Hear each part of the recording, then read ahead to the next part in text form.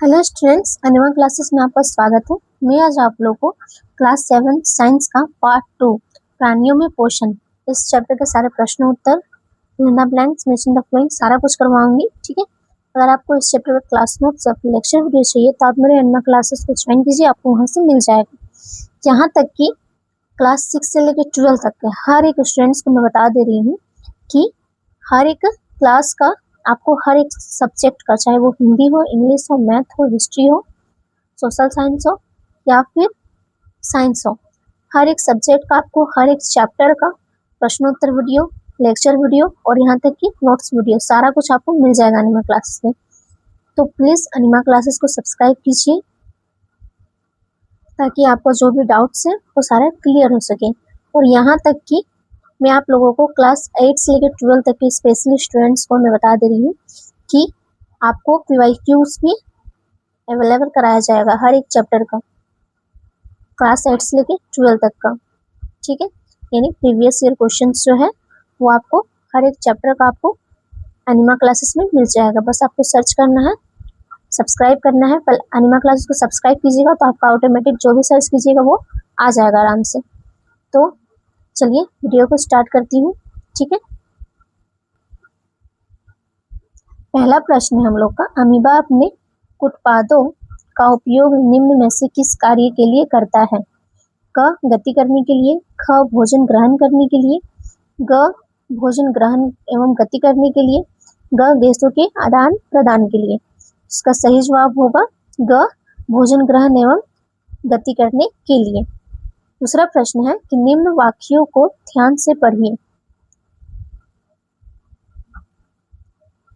पतली झिल्ली युक्त होता है। दूसरा में दिया हुआ है रंध्राकुल में पतली रक्त नलिकाओं का जाल होता है। तीसरा में क्या है कि रंध्राकुल की सतह पर छोटे छिद्र होते हैं जिनसे भोजन आसानी से जा सकता है। पांचवा में दिया हुआ, चौथा में दिया हुआ है रंध्राकुल अंगुली नुमा संरचना होती है।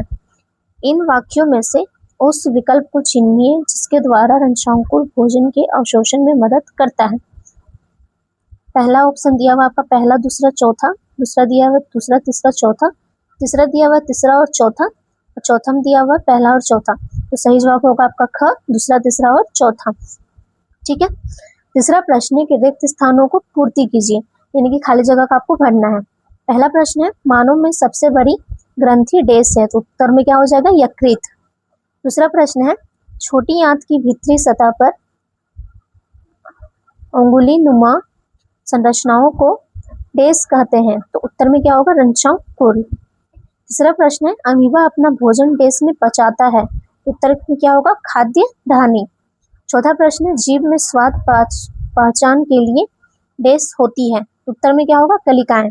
पांचवा प्रश्न है बीड़ी, सिगरेट, पान, खैनी आदि के सेवन से दांत डैश पड़ जाते हैं, क्या होगा पीले पड़ जाते हैं। ठीक है, चौथा से हम लोग थोड़ा प्रश्न उत्तर है तो इसको हम लोग कॉपी में करेंगे। ठीक है, चौथा का प्रश्न में पहला वाला है कि अमीबा अपना भोजन ग्रहण किस अंग के द्वारा करता है, तो उत्तर होगा अमीबा अपना भोजन कृत्रिम पाउच जिसे पादाम भी कहा जाता है, इस अंग के द्वारा ग्रहण करता है। पांचवा प्रश्न है मानव पाचन तंत्र के सभी अंगों का नाम लिखें, तो उत्तर में क्या होगा मुख एवं गुहा, जीभ, भोजन नली, आमाशय, यकृत, ग्नाशय, ये सभी मानव पाचन तंत्र के अंग हैं।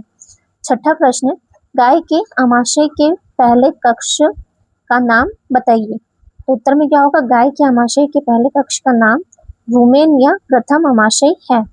सातवां प्रश्न में आपका दिया हुआ है निम्नलिखित खाद्य घटक के पाचन के उपरांत परिवर्तित उपरांत के नाम बताइए। ठीक है, पहला में दिया हुआ है आपका कार्बोहाइड्रेट, कार्बोहाइड्रेट का क्या हो जाएगा ग्लूकोज। दूसरा वसा, वसा का क्या हो जाएगा वसीय अम्ल।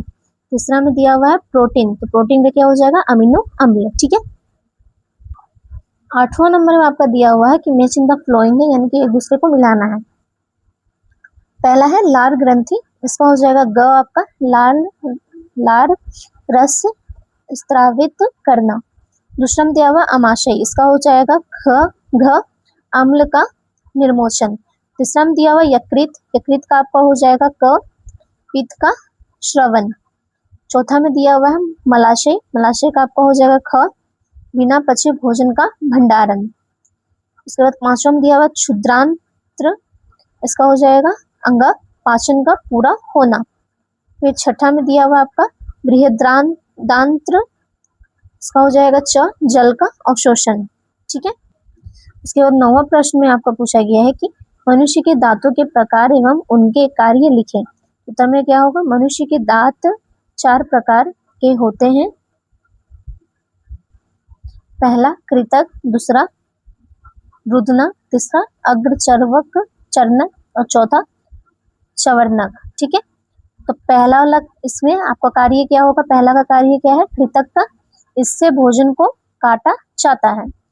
दूसरा में है रदनाक, रदनाक से क्या चीज होता है, इससे भोजन को चारने के कार्य में लाया जाता है। तीसरा में क्या है, अग्रचर्वक चर्णक, इससे भोजन चबाने एवं पीसने के कार्य में लाते हैं।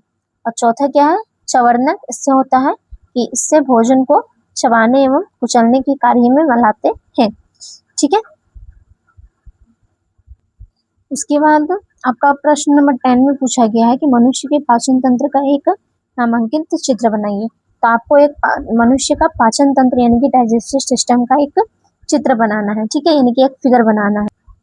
तो आप लोग बस इस फिगर को पूरा अच्छे से ड्रॉ कर लीजिएगा। इसके साइड साइड में जो दिया हुआ है नाम वगैरह, उसको भी पूरा अच्छे से लिख लीजिएगा। ठीक है, इस पूरा फिगर को आपको ड्रॉ करना है। यही जो है मानव में पाचन तंत्र का रेखांकित चित्र यही है। ठीक है। 11वां प्रश्न क्या चाहिए आपका, मनुष्य के पाचन तंत्र और घास खाने वाले जीवों के पाचन तंत्र में प्रमुख अंतर बताएं। तो उत्तर में क्या होगा, मनुष्य अपने भोजन को पहले काट कर चबाकर निगलते हैं, जबकि घास खाने वाले जीव भोजन को पहले निगलते हैं तब बाद में उसे चबाते हैं, जिसे जिगाली कहते हैं। ठीक है। 12वां प्रश्न में क्या दिया हुआ है कि अमीबा में पोषण रचित चित्र बनाइए। तो इस अमीबा कैसे अपना भोजन को डाइजेस्ट करता है, इसका चित्र बनाने के लिए बोला गया है। ठीक है। तो पहले अमीबा है, इसमें जो ये नाभिक है अंदर वाला, ठीक है, तो पहले ये खाद्य कण है। ठीक है। फिर इसके बाद ये कुटपात करता है, उसके बाद फिर खाद्य रस धानी यानी कि कुटपात को फिर धीरे धीरे अन्न में अपना अंदर मिलाता है, यानी कि खाद्य कण, यानी कि ये खाद्य कण है, इसमें धीरे धीरे वो सामने आता है तो ऐसा दिखता है। ठीक है। और लास्ट में फिर वो थोड़ा बड़ा हो जाता है। ठीक है, तो अच्छे से ड्रॉ कर लीजिएगा। उसके बाद 13वां प्रश्न में पूछा गया है कि गीता और सोहन जल्दबाजी में अपना भोजन ग्रहण कर रहे थे ताकि वे दोनों जल्दी से मध्याह्न काल में खेलने के लिए बाहर जा सके। अचानक सोहन को खांसी आने लगी है, क्या आप सोहन के अचानक खांसने का कारण बता सकते हैं? अपने मित्रों से इस बारे में चर्चा करें। तो उत्तर में आपका यहाँ पे होगा कि सोहन के अचानक खांसने का कारण जल्दबाजी में अपना भोजन ग्रहण करना है, क्योंकि जल्दबाजी में भोजन ग्रहण करने के कारण सोहन ने अपना भोजन ठीक तरीके से नहीं चबाया, जिसके कारण वो अच्छे से नहीं चीरा गया है, वह उसके गले में अटक गया और वह खांसने लगा। ठीक है। तो 14वां प्रश्न में क्या पूछा गया है, क्या हम केवल हरी सब्जियां एवं घास खाकर जीवन निर्वाह कर सकते हैं?